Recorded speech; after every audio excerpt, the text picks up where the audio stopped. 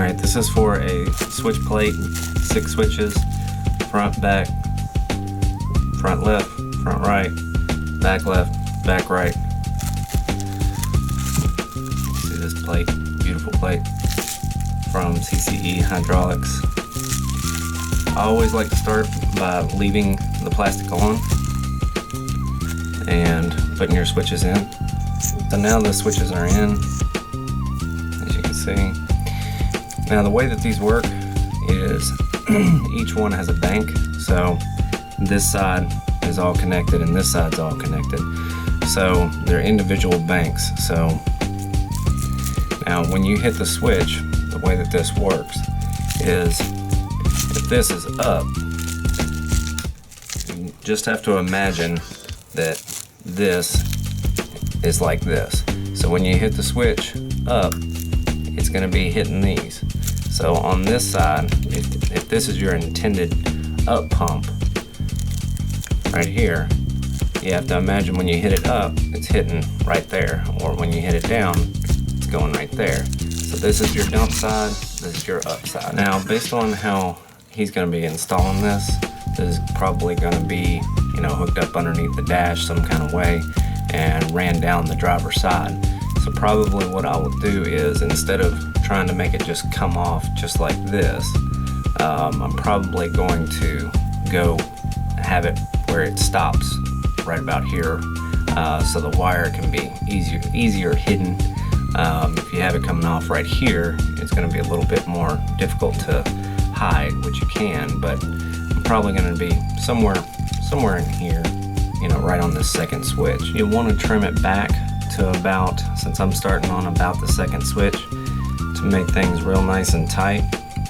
Bring it to right about there and have just enough to carry you all the way to the end.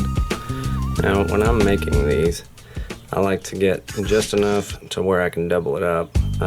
These are, you know, a fairly good fit to begin with, but I like to make it almost a snug fit before it's even crimped. Make sure there's plenty of, you know, it's plenty tight. So I can double it up, slide it in there. You'll notice it's already really tight. And then make sure not much is sticking through. And then you crimp it down. Once you get everything wired up in the switch plate and get it all mapped out and the distance that you want everything, you can then take it out to tighten all the screws so they're easier to get to. Make sure they're super tight so that you don't have any problems later on. Once you're done with that, take the cellophane off, put it in the switch plate. Alright, got everything back in there.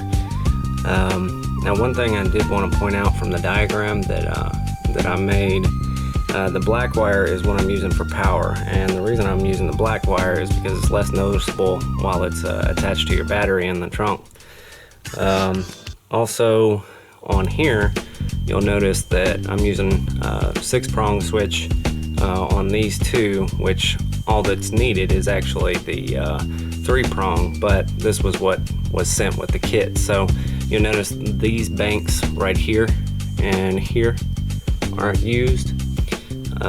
They don't have to be used. They don't have to be used at all. And then if you want, after you get done wiring it up, I would suggest testing each switch just to make sure that it is acting the way that it should. You can do that in a number of ways. One of them with a voltage meter or multimeter. You can take and use it like an ohm. I would suggest checking your switches after you've installed them and everything to make sure that everything is good. You can check in a number of different ways. Take a ohms meter, just verify that that's working. This is how the switch box should look, or switch plate should look. So, and this would be up, which means that to test your switches individually, you'll want to connect a lead here and here, and then hit the switch up. So kind of difficult to do. Alright, now you hit the switch. Hopefully y'all can hear that. You want to hit the switch down.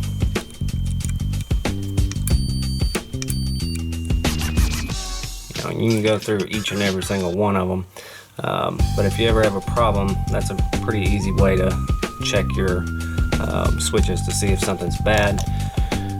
And that's pretty much it. Now it's ready to be rewrapped and wiped down before wrapped and put back in plastic and ready to be installed.